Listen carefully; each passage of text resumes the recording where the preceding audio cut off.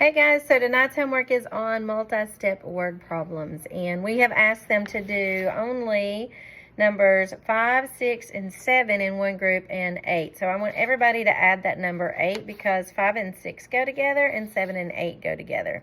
And when we do word problems, we are to read them, cube them, circle important information, underline the question that's being asked, box keywords, cube their stories, and then draw a picture and write an equation. So those 4 things they should know they are to do. So I'm going to do number 11 and 12 with everybody here together. So Mary has $38 saved and wants to purchase a new gaming system that costs $264. I would circle $38 saved and cost $264 connected to the gaming system. She has a job where she earns $16 per hour. I would circle $16 per hour. And then it says round each number to the nearest tens place. I would box the word round and box nearest tens place.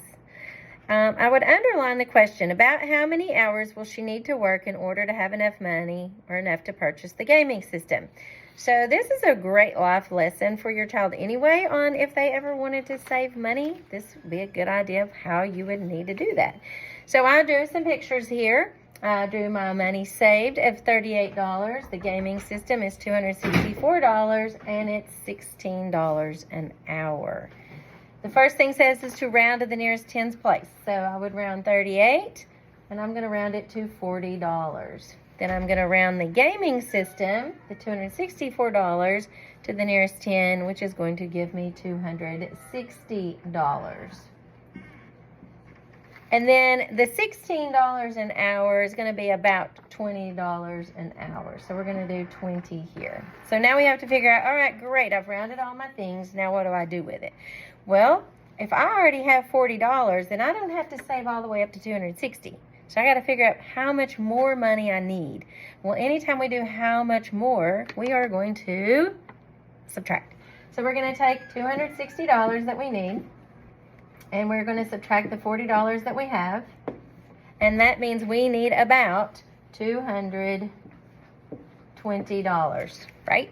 So now we got to figure out, well, if I make $20 an hour, how many hours do I need to work? So now I got to figure this out. Well, we haven't really done 220 divided by 20, right? We're not going to do that. That's a 5th grade skill. So we're going to draw a picture because we want to make sense.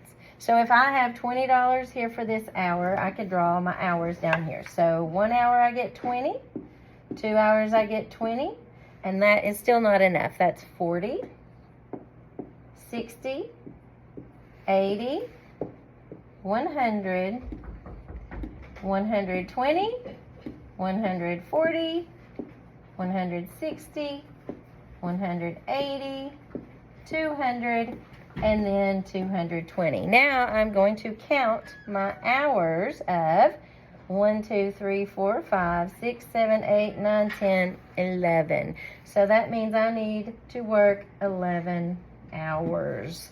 So then I'm going to come on this side. I'm going to find 11 down here in my answers. And because that was number 11, I'm going to write an 11 with the 11. And then I'm going to look at number 12.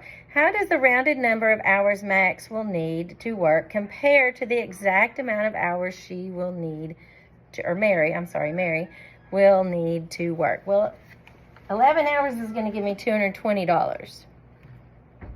I actually need $264. This is a little less. So they're kind of going to have to make that make sense of, well, if this isn't quite enough to cover the amount to buy the whole thing, then that means that I actually have less than the actual. So then I would put that 12 down here where it says less. So hope that helps. Go ahead and don't worry about 8 and 9, or I'm sorry, 9 and 10. We'll do that tomorrow in class just to give them a little review. If they want to try it, by all means, go right ahead. Have a great day.